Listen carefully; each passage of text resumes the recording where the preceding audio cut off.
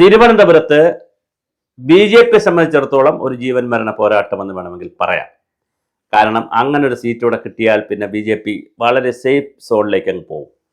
പക്ഷേ ആ ഒരു സീറ്റ് കിട്ടാതിരുന്നാൽ വീണ്ടും കണ്ണമൂല രാധാകൃഷ്ണൻ്റെ ഒരു പ്രശ്നം എന്ന് പറഞ്ഞാൽ, രാധാകൃഷ്ണൻ പറഞ്ഞിരിക്കുന്നത് ഞാൻ പ്രശ്നാധിഷ്ഠിതമാണ് പിന്തുണ എന്നൊക്കെ പറയുമ്പോൾ അതൊരു സർവ്വകാല 5 വർഷത്തേക്കുള്ള ഒരു സർവ്വകാല പിന്തുണയാണെന്ന് നമുക്ക് പറയാൻ പറ്റത്തില്ല.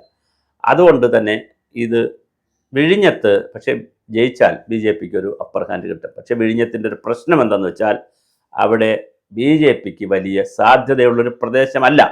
പക്ഷേ ബെന്നി എന്ന് പറഞ്ഞൊരാൾ മത്സരിച്ചു, ഇന്ന് അദ്ദേഹം മത്സരിച്ചു, BJP കാൻഡിഡേറ്റായിട്ട് മത്സരിക്കുന്നുണ്ട്, കോൺഗ്രസും CPM മത്സരിക്കുന്നുണ്ട്. അവിടെ മറ്റൊരു പ്രധാനപ്പെട്ട വിഷയം, ഒരു സ്വതന്ത്രൻ മരിച്ചതുകൊണ്ടാണ് തിരഞ്ഞെടുപ്പ് മാറ്റിവെച്ചത്.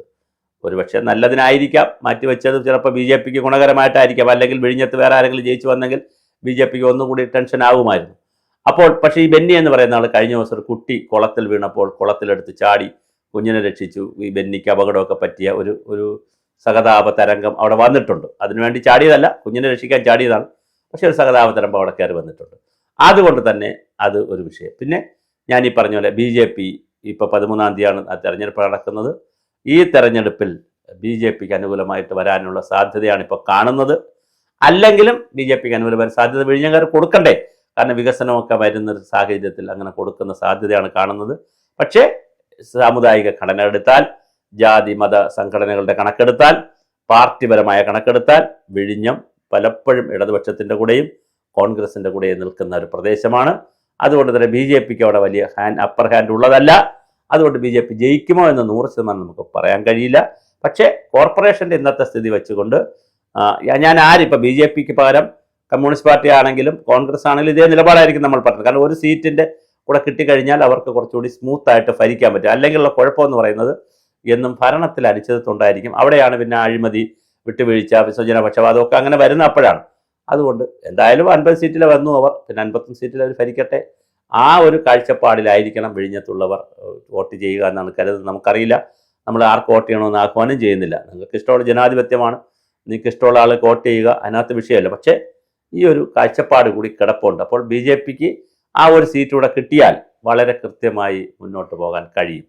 പിന്നെ ഒരു കാര്യമുള്ളതെന്ന് വെച്ചാൽ, നമുക്കിപ്പോൾ തിരുവനന്തപുരത്ത് സംഭവിച്ചുകൊണ്ടിരിക്കുന്ന ഒരു കാര്യം, തിരുവനന്തപുരത്തിൻ്റെ പൊതു രാഷ്ട്രീയ മണ്ഡലം BJPക്ക് അനുകൂലമായി മാറുന്നു എന്നൊരു കാഴ്ചപ്പാടാണ് ഇപ്പോൾ നിൽക്കുന്നത്. നേമത്ത് പിന്നെ രാജീവ് ചന്ദ്രശേഖറിൻ്റെ പേരുണ്ട്, തിരുവനന്തപുരം സെൻട്രലിൽ ശ്രീലേഖ IPSൻ്റെ പേരുണ്ട്, പിന്നെ കൃഷ്ണകുമാറിൻ്റെ പേരും അവിടെ പറയുന്നു. ഇപ്പുറത്തെ വട്ടിയൂർക്കാവിൽ വന്നാൽ കൃഷ്ണകുമാർ ശ്രീലേഖയും കൃഷ്ണകുമാറും K. സുരേന്ദ്രനും മുൻതൂക്കം കൊടുത്തുകൊണ്ടുള്ള കാര്യങ്ങൾ പറയുന്നു. V. മുരളീധരൻ കഴക്കൂട്ടം പറയുന്നു. അപ്പോൾ തിരുവനന്തപുരത്തൊരു അപ്പർ ഹാൻഡ് BJPക്ക് പറയുന്നു. ഈ അപ്പർ ഹാൻഡിൻ്റെ ഒരു ടെസ്റ്റ് ഡോസും കൂടെ ആയിട്ടായിരിക്കും നമുക്ക് വിഴിഞ്ഞത്തെ കാണേണ്ടത്. അപ്പോൾ വിഴിഞ്ഞത്തിൻ്റെ ഭാഗത്തും BJPക്ക് അനുകൂലമായ ഒരു ട്രെൻഡ് ഉണ്ടായാൽ അത് കോവളം മണ്ഡലത്തെയും സ്വാധീനിക്കും. കോവളം മണ്ഡലത്തിലും ഈ പറഞ്ഞ പോലെ പല സുരേഷ് നേരത്തെ മത്സരിച്ചു എന്ന് തോന്നുന്നു BJPയുടെ. അപ്പോൾ കോവളം മണ്ഡലത്തിലും ഇതിൻ്റെ സാധ്യത വരാൻ സാധ്യതയുണ്ട്. അപ്പോൾ ആ തരത്തിലേക്കുള്ള ഒരു BJP അനുകൂലമായ തിരുവനന്തപുരം സൗത്തിൻ്റെ അല്ലെങ്കിൽ തിരുവനന്തപുരത്തിൻ്റെ സെൻട്രലും സൗത്തും ഒക്കെ കൂടെ വരുന്ന ഭാഗം BJP അനുകൂലമായ ഒരു ഭാഗത്തിലേക്ക് പോകുന്ന രീതിയാണ് കാണുന്നത്. അതിൻ്റെ ഒരു ട്രെൻഡ് വിഴിഞ്ഞത്ത് കാറ്റായിട്ട് വരുമോ? അങ്ങനെ വന്നാൽ BJP പാട്ടും പാടി ജയിക്കും. പക്ഷേ അങ്ങനെ വരാൻ സാധ്യത ഉണ്ടോ എന്നറിയില്ല. കാരണം അവിടെ പള്ളികളുണ്ട്, പള്ളികളുടെ നിലപാടെന്താണെന്ന് നമുക്കറിയില്ല. പള്ളികൾ നന്നായി വോട്ടർമാരെ സ്വാധീനിക്കാൻ പറ്റുന്നവരാണ്. പലപ്പോഴും പള്ളികളിൽ പോയി അവർ പലരും ചോദിക്കാറുണ്ട്, അല്ലെങ്കിൽ അവർ പള്ളികളിൽ നിന്ന് കിട്ടുന്ന നിർദ്ദേശം അവർ അനുസരിക്കാറുണ്ട്. പള്ളി ചിലപ്പോഴൊക്കെ നിലപാടെടുക്കുന്നത് നിഷ്പക്ഷ നിലപാടെടുത്ത അവസരങ്ങളുണ്ട്. പരസ്യമായി നിഷ്പക്ഷ നിലപാടെടുത്തിട്ട് രഹസ്യമായി വോട്ടർമാരോട് പറയുന്ന പല അവസ്ഥകളുണ്ട്.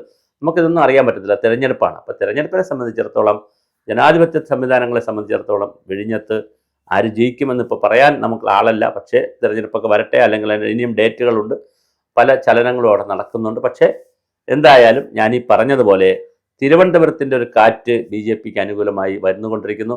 ആ കാറ്റിൽ അത് ഒരു കൊടുങ്കാറ്റ് പോലെയായി വിഴിഞ്ഞ ഉൾപ്പെടെയുള്ള പ്രദേശങ്ങൾ ഈ കാറ്റിൽ കയറി വരുമോ എന്നുള്ളൊരു വലിയൊരു ചോദ്യമുണ്ട്. മിക്കവാറും കയറി വരാനാണ് സാധ്യത. അങ്ങനെയാണെങ്കിൽ വീണ്ടും അടുത്ത അസംബ്ലി തെരഞ്ഞെടുപ്പിന് കുറെ കൂടി കോൺഫിഡൻസോടുകൂടി, കുറെ കൂടി ആത്മവിശ്വാസത്തോടു കൂടി, ശുഭാപ്തി വിശ്വാസത്തോടുകൂടി BJP മുമ്പോട്ട് പോകും. അതിനുള്ള കാര്യങ്ങളാണ്. കാരണം വിഴിഞ്ഞത്തിൻ്റെ ഏറ്റവും വലിയൊരു പ്രത്യേകത അവിടെ ഹിന്ദു വോട്ട് മാത്രമല്ല, ഹിന്ദു മത്സ്യത്തൊഴിലാളികളിൽ ഹിന്ദുക്കളുണ്ട്, ക്രിസ്ത്യാനികളുണ്ട്, പള്ളിയുമായി ബന്ധപ്പെട്ട് നിൽക്കുന്നവരുണ്ട്, വേറൊരു പ്രൊഫൈലാണ്. അപ്പോൾ ഡെമോക്രാറ്റിക് പ്രൊഫൈൽ എന്ന് പറയുന്നത് അവിടുത്തെ ജനസംഖ്യാ പാറ്റേൺ എന്ന് പറയുന്നത് വളരെ വ്യത്യസ്തമാണ്. സാധുക്കളാണ്. ഇപ്പോൾ വളരെയധികം ആളുകൾക്കും പ്രാഥമിക വിദ്യാഭ്യാസം മാത്രമുള്ളവരാണ്. കടലിലൊക്കെ പോയി ജീവിക്കുന്നവരാണ്. മത്സ്യത്തൊഴിലാളികളാണ്. ഒരുപാട് ആളുകളുണ്ട്. ഒരു പ്രത്യേക ഒരു ഡെമോഗ്രഫിയുള്ള സ്ഥലമാണ്. അപ്പോൾ അതുകൊണ്ട് അവർ എങ്ങനെ ചിന്തിക്കുന്നു, എങ്ങനെ വോട്ട് ചെയ്യുന്നു നമുക്കിപ്പോൾ പറയാൻ കഴിയില്ല.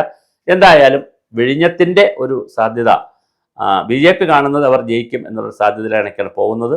സ്വാഭാവികമായും അവർ ഭരിക്കുന്നവരെന്നുള്ള നിലയിൽ അവർ വലിയ വികസനവും കാര്യങ്ങളൊക്കെ പറയുന്നവരെന്നുള്ള നിലയിൽ പറയുന്നു. എന്ത് ചെയ്യും എന്ന്, പ്രയോഗത്തിൽ എന്ത് വരും എന്നൊക്കെ നമുക്ക് കണ്ടറിയണം. പക്ഷേ പ്രധാനമന്ത്രി വരുന്നു എന്ന് കേൾക്കുന്നു.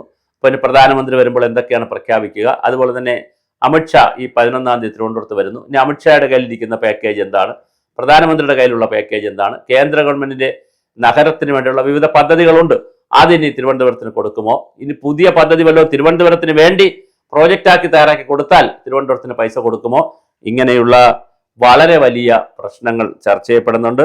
അപ്പോൾ തീർച്ചയായിട്ടും ഇത് ഗൗരവമായി ആലോചിക്കേണ്ടുന്ന ഒരു വിഷയമായി മാറിയിട്ടുണ്ട്. അപ്പോൾ വിഴിഞ്ഞ തെരഞ്ഞെടുപ്പ് തിരുവനന്തപുരത്തിൻ്റെ BJPയെ സംബന്ധിച്ചിടത്തോളം ഒരു എന്താ പറയുക, BJPക്ക് ഒന്നുകൂടി ജീവൻ വയ്ക്കുന്ന, ഒന്നുകൂടി ഉറപ്പിച്ച് ശ്വാസം വിടാൻ കഴിയുന്ന ഒരു തിരഞ്ഞെടുപ്പാണ്. അത് BJP തന്നെ കൊണ്ടുപോകുമോ, അതോ ഈ കുളത്തിൽ ചാടിയ ബെന്നിക്ക് ഗുണം കിട്ടുമോ? അത് സഹതാപ തരംഗത്തിലൂടെ ബെന്നിയുടെ കുറച്ചുകൂടി പൊളിറ്റിക്കൽ ഗ്രാഫ് കുറച്ചുകൂടി ഉയർന്നിട്ടുണ്ടോ എന്നുള്ളത് നമുക്കൊരു സാധ്യതയുണ്ട്. അത് നമുക്ക് വരുന്ന ദിവസങ്ങളിൽ അറിയാൻ കഴിയത്തുള്ളൂ. എന്തായാലും വിഴിഞ്ഞം തെരഞ്ഞെടുപ്പ് തിരുവനന്തപുരത്ത് അടുത്ത ഒരു ടെസ്റ്റ് ഡോസായി BJPക്ക് മാറിയിട്ടുണ്ട്. നേമത്തെ സംബന്ധിച്ചിടത്തോളം നമ്മൾ നേരത്തെ സൂചിപ്പിച്ചു, അവിടെ ശിവൻകുട്ടി മത്സരിക്കുന്നില്ല എന്നൊക്കെ പറയുന്നു. പാർട്ടി പറഞ്ഞാൽ മത്സരിക്കാന്നൊക്കെ പറഞ്ഞ് കുറേ കൺഫ്യൂഷൻസ് നേമത്ത് ക്രിയേറ്റ് ചെയ്തിട്ടുണ്ട്. ഇതിൻ്റെ എല്ലാം അലകൾ, പിന്നെ അതുപോലെ ശബരിമല പിന്നെ വിഷയങ്ങൾ വിഴിഞ്ഞത്തെ സ്വാധീനിക്കാം. ഗവൺമെൻറ്റുമായി ബന്ധപ്പെടുത്തിയിരിക്കുന്ന മറ്റ് തർക്കങ്ങൾ, വെള്ളാപ്പള്ളിയുമായി ബന്ധപ്പെടുത്തിയിരിക്കുന്ന പ്രശ്നങ്ങൾ, ഇങ്ങനെ കുറേ അധികം പ്രശ്നങ്ങളുണ്ട്. ഇതെല്ലാം വൈകാരിക വിഷയങ്ങളാണ്. അപ്പോൾ മറ്റൊരു സർക്കാർ ഇപ്പോൾ ഉടനെ തന്നെ സർക്കാരിനൊന്നും കൊടുക്കാനുമില്ല. ഇപ്പോൾ സർക്കാരിനൊന്നും കൊടുക്കാൻ കഴിയത്തുമില്ല. വിഴിഞ്ഞത്ത് തെരഞ്ഞെടുപ്പ് പ്രഖ്യാപിച്ചു എന്ന് വിചാരിച്ച് സർക്കാരിന് അവിടെ ഒരു പാക്കേജ് കൊടുക്കാൻ കഴിയില്ല. അപ്പോൾ അതുകൊണ്ട് തന്നെ ഇതെല്ലാം കൂടി മനസ്സിലാക്കിക്കൊണ്ടുള്ള ഒരു തെരഞ്ഞെടുപ്പാണ് വിഴിഞ്ഞത്ത് വരുന്നത്. BJP ആണോ CPM ആണോ കോൺഗ്രസ് ആണോ ജയിക്കുക എന്നുള്ളത് കൗതുകമാണ്. കാരണം ചില ഉപതെരഞ്ഞെടുപ്പുകൾ, ഇതുപോലുള്ള ചില തെരഞ്ഞെടുപ്പുകൾ സാർവത്രിക ശ്രദ്ധ പിടിക്കും. ഇപ്പോൾ വിഴിഞ്ഞത്ത് നേരത്തെ തെരഞ്ഞെടുപ്പ് അങ്ങ് നടന്നുപോയി, സ്ഥാനാർത്ഥി മരിക്കാതെ, സ്വതന്ത്രൻ മരിക്കാതെ അങ്ങ് നടന്നു പോയെങ്കിൽ അങ്ങ് നടന്നു പോകുമായിരുന്നു. ആരും അത് വിഴിഞ്ഞം 101-ൽ 1 മാറുമായിരുന്നു. പക്ഷേ ഇതിപ്പോൾ 101-ന്റെ മുകളിൽ കയറി നിൽക്കുന്ന ഒരു ഒന്നായി വിഴിഞ്ഞം മാറിയിരിക്കുന്നത് ഈ നഗരസഭയുടെ BJPയുടെ 50 സീറ്റ് എന്നുള്ള ഒരു തൂക്ക് സഭ പോലെ നിൽക്കുന്നത് കൊണ്ടുകൂടിയാണ് ഈ വിഴിഞ്ഞം ഒരു വലിയ ഒന്നായി നിൽക്കുന്നത്. തീർച്ചയായിട്ടും അതിൻ്റെ റിസൾട്ട് എന്താണെന്ന് നമുക്ക് വരുന്ന ദിവസങ്ങളിൽ അറിയാം.